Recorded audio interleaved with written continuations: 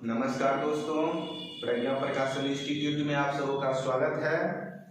तो जैसा कि आपने पिछले 3 क्लास में पढ़ा होगा, एक वचन एक क्लास में, फर्स्ट क्लास में एक वचन, दूसरे क्लास में द्विवचन और तीसरे क्लास में बहुवचन।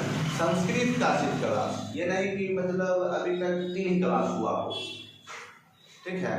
संस्कृत का 3 क्लास किए हैं अभी तक हम, जिसमें से फर्स्ट क्लास हुआ एक वचन उसमें अच्छे से सीख लिए, बहुत अच्छे से। दूसरे क्लास में द्विवचन बहुत अच्छे से सीख लिए, और तीसरे क्लास में बहुवचन भी बहुत अच्छे से सीख लिए, ठीक है। आज हम चौथे क्लास में हैं, ठीक है।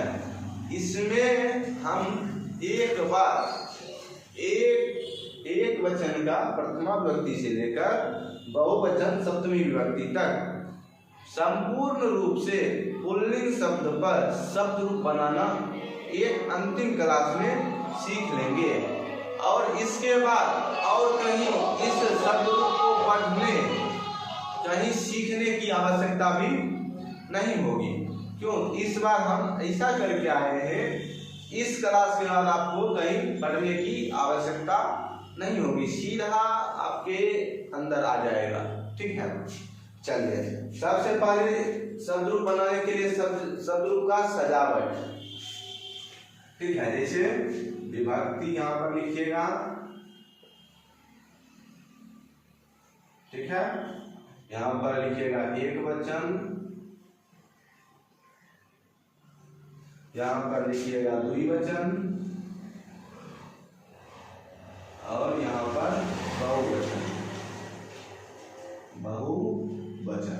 ठीक है। यहाँ तक किसी को दिक्कत नहीं। चलिए, अब लिखिएगा प्रथमा विभक्ति। एक वर्ड लिखते चलते हैं, ठीक है। पहले प्रथमा विभक्ति का एक वचन का सूत्र ओ, ठीक है। ओ इस हम किस शब्द रूप पर बनाते हैं? इस बार हम पुत्र शब्द रूप पर बनाते हैं। पुत्र शब्द रूप, कौन सा शब्द रूप? पुत्र शब्द रूप। राम पर अधिक बनाए, बालक पर बनाए, पुत्र पर इस बार बनाते हैं, ठीक है। एक वचन का प्रथमा विभक्ति सूत्र ओ यानी पुत्र, ठीक है, पुत्र। द्विवचन का एक प्रथमा विभक्ति सूत्र औ यानी पुत्र, क्या सूत्र है? औ यानी पुत्र, ठीक है। बहुवचन का प्रथमा विभक्ति में क्या सूत्र है? आ यानी पुत्रा, ठीक है। सूत्र एक वचन आ गया, पुत्र, पुत्र, पुत्रा। ओ औ आ, ठीक। यहाँ तक समझ लो दिक्कत। चलिए, एक वचन आ गया, प्रथमा विभक्ति का तीनों वचन में आ गया, एक वचन, द्विवचन और बहुवचन। तीनों वचन में प्रथमा विभक्ति आ गया, ओ औ आ, पुत्र, पुत्र, पुत्रा, ठीक है। अब चलिए द्विवचन, द्वितीय विभक्ति। द्विवचन का मतलब द्वितीय विभक्ति में तीनों वचन भी बनाएंगे। सूत्र क्या था? अ के बाद मो यानी पुत्रम, और द्विवचन, द्वितीय विभक्ति द्विवचन सूत्र क्या था? औ यानी पुत्र, ठीक। और द्वितीय विभक्ति का बहुवचन सूत्र क्या था? आन यानी पुत्रान, ठीक है। चलिए, अब तृतीय विभक्ति, एक वचन द्विवचन समझ गए बढ़िया से, आ गया, ठीक है। चलिए, तृतीय विभक्ति क्या था? और मोएन यानी पुत्रेन, क्या? पुत्रेन, ठीक है। यहाँ पर आभ्याम, तृतीय विभक्ति क्या था? आभ्याम यानी पुत्राभ्याम, क्या हो जाएगा? पुत्राभ्याम। फिर बहुवचन का तृतीय व्यक्ति का बहुवचन सूत्र क्या था? अय, यानी पुत्राय, पुत्राय। ठीक है, यहाँ समझ गए? चलिए अब चतुर्थी विभक्ति। चतुर्थी विभक्ति, ठीक है। ओम एक आय, पुत्राय। क्या? पुत्राय। सूत्र क्या था? आय। इसमें 3 बार आभ्याम, यानी फिर से क्या हो जाएगा? पुत्राभ्याम। और इसमें चतुर्थी विभक्ति क्या था? चतुर्थी विभक्ति का बहुवचन सूत्र क्या था? एभ्यः, यानी पुत्रेभ्यः, पुत्रेभ्यः। ठीक है, ये समझ गए? चलिए अब पंचमी विभक्ति। पंचमी विभक्ति, पंचमी विभक्ति का सूत्र क्या था? एक वचन। पंचमी विभक्ति का एक वचन सूत्र था आत। आत यानी पुत्रात, पुत्रात। ठीक है। और पंचमी विभक्ति द्विवचन का सूत्र क्या था? आभ्याम ही था, यानी पुत्राभ्याम, पुत्राभ्याम। और पंचमी विभक्ति का बहुवचन सूत्र क्या था? एभ्यः था, यानी पुत्रेभ्यः, पुत्रेभ्यः। समझ गए? अब आइए षष्ठी विभक्ति। षष्ठी विभक्ति ओम एन आय आत, उसके बाद श्य यानी पुत्रस्य। श्य कहिए या अस्य कहिए, पुत्रस्य। ठीक है। इसमें ओ द्विवचन, षष्ठी विभक्ति का द्विवचन सूत्र क्या था? ओ, पुत्रो, पुत्रो। ठीक है। और इसमें क्या था सूत्र? येसु, नाम येसु, या षष्ठी विभक्ति क्या हो जाएगा? नाम। ठीक है। और सूत्र में क्या बताए थे? नोट करके बहुवचन, जब पिछले क्लास हम किए थे तो उसमें देखे थे। पिछला क्लास किए हैं? पिछला क्लास किए होंगे तभी आपको समझ आएगा।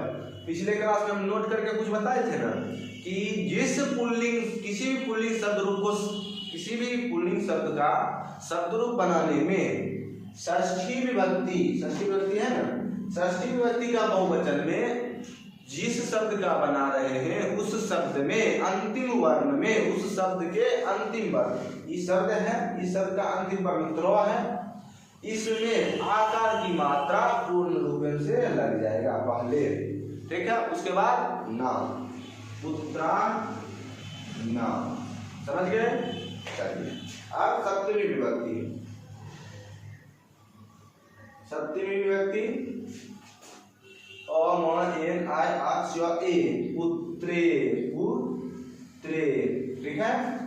यहाँ पर 2 बार ओ, पुत्रो। समझ गए? और इस यहाँ पर नाम येसु, यानी पुत्रेषु, पुत्रेषु। यहाँ तक समझ गए? ठीक है। और शब्द रूप बनाएंगे तो एक अंतिम में संबोधन। संबोधन क्या होता है? हे अजी अहो। ठीक है। हे लगा दिए और एक वचन, वर्तमान व्यक्ति का जो एक वचन, द्विवचन, बहुवचन है उसके नीचे उतार देंगे। एक वचन में एक वचन का हे पुत्र। ठीक है, हे पुत्र। फिर संबोधन के द्वितीय वचन में हे, और द्विवचन का मतलब प्रथमा व्यक्ति जो द्विवचन है उसी को उतार देंगे। ठीक है, हे पुत्रो। ठीक है। और फिर संबोधन बहुवचन बनाएंगे तो प्रथमा व्यक्ति का जो बहुवचन शब्द है उसी को उतार देंगे। हे पुत्रा। ठीक है, शब्द रूप बन गया। शब्द रूप यहीं पर कंप्लीट हो जाता है। शब्द रूप आ गया, सीख गए शब्द रूप। इसी प्रकार शब्द रूप पूर्ण रूप से बन जाता है। ठीक है, शब्द रूप समझने में कहीं दिक्कत नहीं? चलिए एक बार सूत्र को रिवीजन करते हैं। क्या करते हैं, शब्द रूप बनाना सीख गए, अच्छे से आ गया ना, अच्छे से आ गया शब्द रूप बनाने। इसका अर्थ है आपको सूत्र याद है तभी बन पाया, ठीक है। चलिए फिर भी कोई बात नहीं, एक बार रिवीजन करते हैं। क्या था सूत्र, ओ मो इन आई आत ए, ठीक है। ये एक वचन सूत्र था। अब द्विवचन सूत्र था से था आभ्याम, उसी प्रकार दो बार आभ्याम, उसके बाद ओ, क्या था, ओ, दो बेर ओ, ठीक है। द्विवचन समझ गए। चलिए बहुवचन समझते हैं। बहुवचन था आ,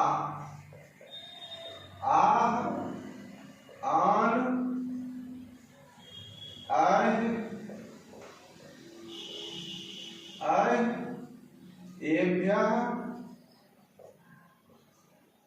एभ्यः, दो बार एभ्यः, और नाम, फिर ए और सु, समझ गए।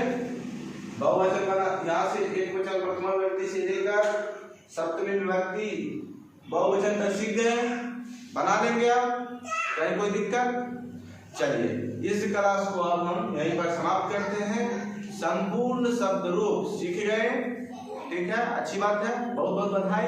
आप इस क्लास में शब्द रूप बनाना पूर्ण रूप से सीख गए हैं, ठीक है। अब हम अगले क्लास में मिलते हैं। अगले क्लास